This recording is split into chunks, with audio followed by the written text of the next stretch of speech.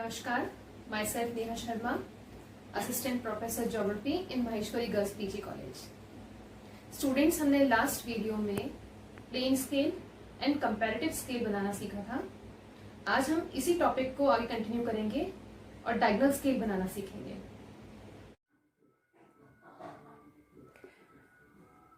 Diagonal scale बनाना सीखने से पहले हम ये देखते हैं कि डायगोनल स्केल यानी कि विकर्ण मापनी होती क्या है, इसकी डेफिनेशन क्या होती है.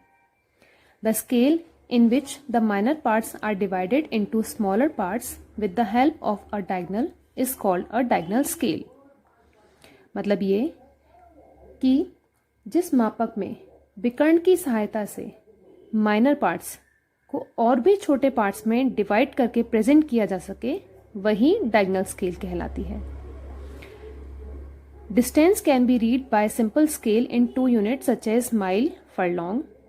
हमने प्लेन स्केल बनाना सीखा था जिसके अंदर हमने देखा था कि हम लोग कोई भी 2 यूनिट्स को एक साथ प्रेजेंट कर सकते हैं. जैसे कि प्राइमरी डिवीजन है तो उसमें हम लोग माइल्स को प्रेजेंट कर सकते हैं, सेकेंडरी डिवीजन में फरलॉन्ग्स को प्रेजेंट कर सकते हैं. ऐसे ही हम लोग किलोमीटर और हेक्टोमीटर को भी प्रेजेंट कर सकते हैं. A diagonal scale can read distance in 3 units such as mile, furlong, yards. विकर्ण मापने के अंदर हम लोग कोई भी 3 यूनिट्स को एक साथ में प्रेजेंट कर सकते हैं, जैसे कि मील, फरलॉन्ग, यार्ड या किलोमीटर, हेक्टोमीटर, डेकामीटर. इंच और 100th of 1 centimeter can be shown in diagonal scale which is not possible in simple linear scale. हम लोग विकर्ण मापने के अंदर 1 इंच या 1 सेंटीमीटर के 100वें भाग को भी प्रदर्शित कर सकते हैं, जो कि साधारण यानी कि सरल मापने के अंदर प्रदर्शित करना संभव नहीं है. अब एक क्वेश्चन हम लोग सॉल्व करते हैं. Draw a diagonal scale on RF 1:40,000 and read 4 kilometre, 6 hectometre and 5 decametre. सबसे पहले इसको सॉल्व करते हैं. RF के अकॉर्डिंग 1 सेंटीमीटर सरफेस के 40,000 सेंटीमीटर्स को प्रेजेंट करता है. अगर हमने 15 सेंटीमीटर की लाइन मैप के ऊपर ड्रॉ की है तो वो हमारे प्रेजेंट करेगी 15 मल्टीप्लाई बाय 40,000 सेंटीमीटर्स. अब क्योंकि हमें जो हमारी स्केल है वो हमें किलोमीटर्स में प्रेजेंट करनी है, क्योंकि सबसे बड़ी जो यूनिट है यहाँ पे वो किलोमीटर है, तो ये जो हमारा आंसर आएगा वो हमारा सेंटीमीटर्स में आएगा. तो इसे हमें कन्वर्ट करना पड़ेगा किलोमीटर्स के अंदर. तो हम लोग यहाँ पर 1 किलोमीटर के अंदर जितने सेंटीमीटर्स होते हैं उनसे हम इसको डिवाइड कर देंगे. तो यहाँ पे हमारा 1 kilometre equals to 1 lakh centimetre होता है, इसीलिए हमने यहाँ पर 1 लाख सेंटीमीटर से इसको डिवाइड किया है और हमारा सॉल्यूशन आया 6 किलोमीटर, यानी कि हमारी 15 सेंटीमीटर की लाइन 6 किलोमीटर्स को प्रेजेंट करती है. अब यहाँ मैंने ऑलरेडी स्केल बनाई हुई है. डायगोनल स्केल जब हम बनाते हैं तो सबसे पहले हमारी कंस्ट्रक्ट होती है हमारी प्लेन स्केल. प्लेन स्केल में मैंने आपको बताया ही था कि हमारे 2 डिवीजन होते हैं. एक हमारा प्राइमरी डिवीजन होता है, दूसरा हमारा सेकेंडरी डिवीजन होता है. तो प्राइमरी डिवीजन के अंदर हम लोग जो हमारी बड़ी यूनिट होती है उसको प्रेजेंट करते हैं. अब यहाँ पे हमारी जो 15 सेंटीमीटर है वो 6 किलोमीटर्स को प्रेजेंट कर रही है, इसीलिए मैंने जो 15 सेंटीमीटर की लाइन है उसको इक्वली 6 पार्ट्स में डिवाइड किया.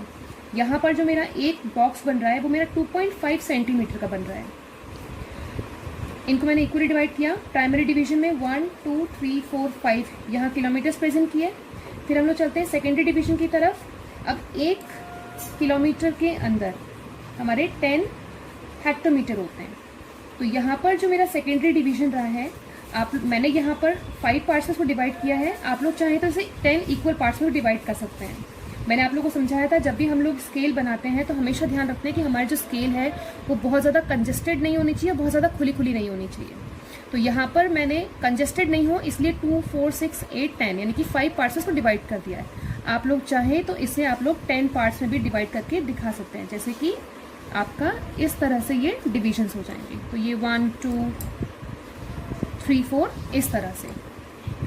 अब हम लोग चलते हैं फिर हमारे 3rd यूनिट की तरफ. अब हमें शो करना है डेकामीटर. तो हमारा 1 हेक्टोमीटर इक्वल्स टू 10 डेकामीटर होता है. तो अब हम लोग यहाँ पर इसे हम लोग 0 मानते हैं और इसके ऊपर जो हमारा सेकेंडरी डिवीजन का बॉक्स है उसकी के ऊपर हम एक और बॉक्स बनाते हैं। ये जो बॉक्स है इसकी जो लेंथ होती है ये कोई फिक्स नहीं है कि आपका इतना ही बड़ा बॉक्स हो, पर हम लोग कोशिश ये करते हैं कि हमारा जो बॉक्स की लेंथ है जो यहाँ ऊपर बनने वाली है वो हमारे जो सेकेंडरी डिवीजन का बॉक्स है उसके बराबर या उससे थोड़ी सी बड़ी हो सकती है। तो यहाँ पर मैंने अपनी स्केल को थोड़ा सा, मेरी स्केल अच्छी दिखे इसके लिए मैंने इसको 3 सेंटीमीटर के बराबर का ले लिया है। और 1 सेंटीमीटर में आप लोग जानते हैं 10 स्मॉल लाइन्स होती हैं, तो मैंने 3 स्मॉल लाइन्स को लेकर के मेरी एक जो सब डिवीजन है उसको मैंने यहाँ पर ड्रॉ किया है। तो मैंने यहाँ पर 3 सेंटीमीटर्स के अंदर इसको 10 इक्वल्स पार्ट में डिवाइड कर लिया। 1 2 3 4 5 6 7 8 9 10 इस तरह से मैंने इसको यहाँ पर लाइन्स ड्रॉ कर ली है।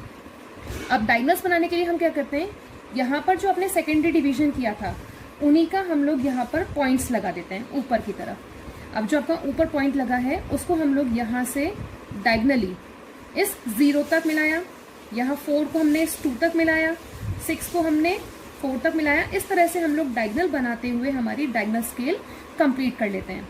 अब क्योंकि यहाँ पे मैंने 5 पार्ट्स किए इसलिए मैंने ऊपर 5 पॉइंट्स लगाए हैं। अगर आप इसे 10 इक्वल पार्ट्स में डिवाइड करते हैं तो आप लोग ऊपर 10 पार्ट्स लगाएंगे, और फिर अगर जैसे मान लो यहाँ पे आप 1 लगाते हो तो इस 1 को आप 0 तक मिलाएंगे, 2 को आप फिर 1 तक मिलाएंगे। इस तरह से आप लोग डायगनल बनाएंगे। अब यहाँ पर आपकी जो स्केल है इस तरह से डायगनल स्केल कंप्लीट होती है। अब आप लोग का जो क्वेश्चन है उसमें दे रखा है कि आप लोग को रीड करना है 4 किलोमीटर 6 हेक्टोमीटर एंड 5 डेकामीटर। तो 4 किलोमीटर हमारा यहाँ पर आ रहा है, तो ये आपका हो गया 4 किलोमीटर। आपको रीड करना है 6 हेक्टोमीटर, तो 6 हेक्टोमीटर की लाइन आपकी ये वाली है, एंड 5 डेकामीटर, और 5 डेकामीटर आपका आ रहा है यहाँ पर। तो इस लाइन को थोड़ा सा आप हाईलाइट कर सकते हैं।